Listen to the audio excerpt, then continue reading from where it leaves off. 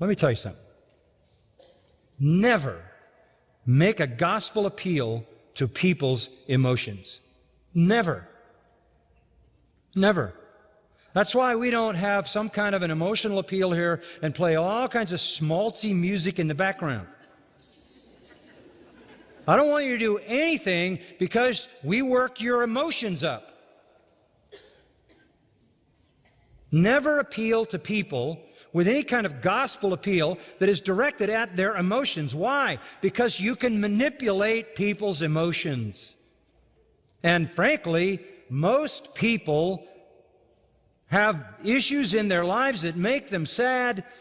And if you work well enough on their emotions and you're clever enough at it, you can promise them happiness. And when they make some kind of superficial step, they'll have a momentary kind of relief. There'll be a kind of newly stirred up feeling that they have.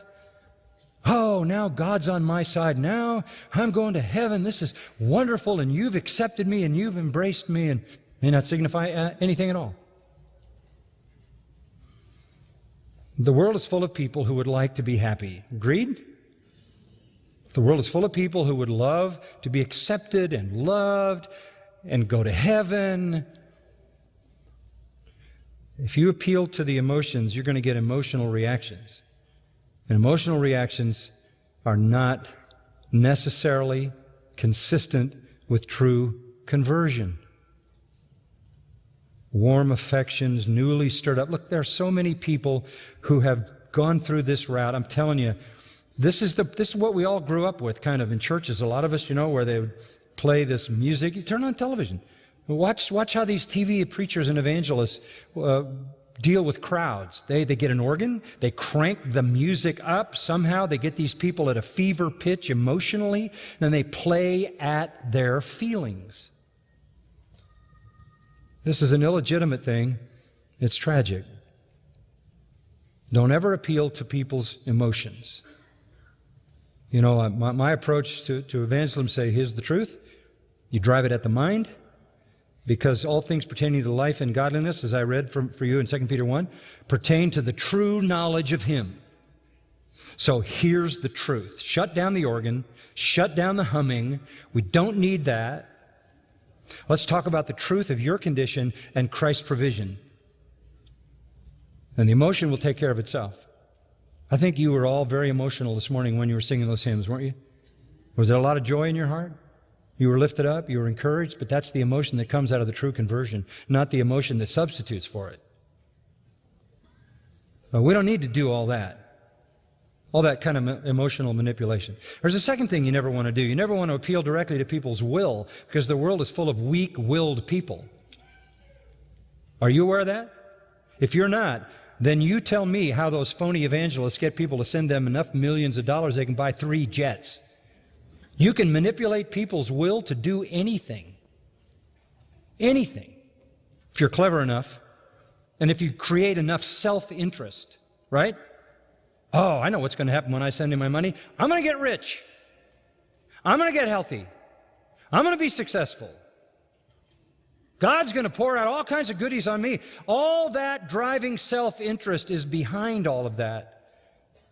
And if you want to go after people's emotions, you can get them. And if you want to go after their weak wills, you can get them.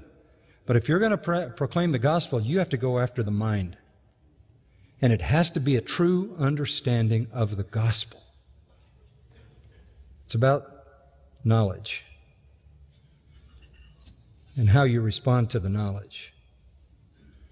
The Church of Jesus Christ is flooded with, I have to say, tares who came in emotionally and from a weak-willed response. But they're not the real thing. And it shows up. Verse 17, they have no firm root. So, they're just temporary. Temporary converts. Man, oh man. Wow, so many that have gone through my life. So many. And even when you preach the gospel to the mind, you still get superficial converts. What finally does it for them? What chases them away? First, affliction. Oh, guess what? You told me I'd get rich. You told me I'd get healed. You told me that Jesus would make me successful. Guess what? I have cancer and my husband left me. I'm out. Any kind of pressure. Thalipsis is the Greek word. If it's not real, the pressure will prove it. That's why Peter says, and it's so important, that trials prove your faith. That's why you long for trials, because when you come out of a trial and you have experienced an enduring faith, that's giving you assurance. If you ask me how I know I'm a Christian, I can't tell you there's some mystical way. You know how I know I'm a Christian? Because I've been through enough trials in my own life and enough trials in the lives of people around me for enough years, and I have seen that no matter what the trial is and no matter how it comes, my faith never wavers. That's not credit to me. That's the faith that God gives that saves. It's like a rock. The false faith, when the trial comes and you can't cash in and you don't get what you were told you're going to get and Jesus doesn't do what you thought he was going to do, you're gone. Even worse, persecution. You're not going to take that. Hey, that wasn't in the bargain because you came in on self-interest. People who appeal to the will and appeal to the emotion appeal on the level of self-interest. And self-interest is going to lead you down a very, very dead-end street. Because life's not going to be like that. God isn't going to promise you to make you healthy, wealthy, and prosperous the rest of your days. No way.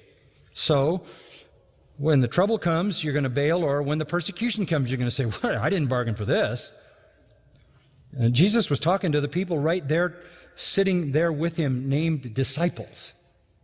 How do I know that? Because in John 6, it says, many of his disciples walked no more with him.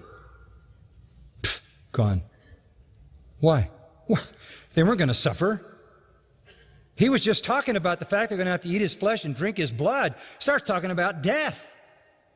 They say, we're out of here.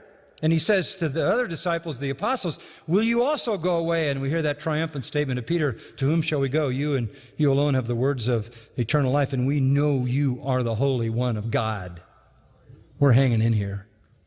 It's because they were given the gift of a real faith. I mean, this is like building a house on the sand, isn't it? If it's built on emotion and the weakness of the human will, purely predicated on self-interest.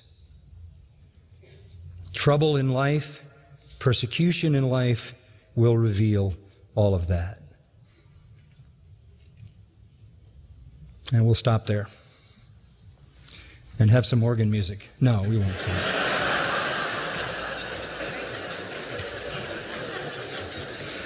See, we will, Steve, if we will.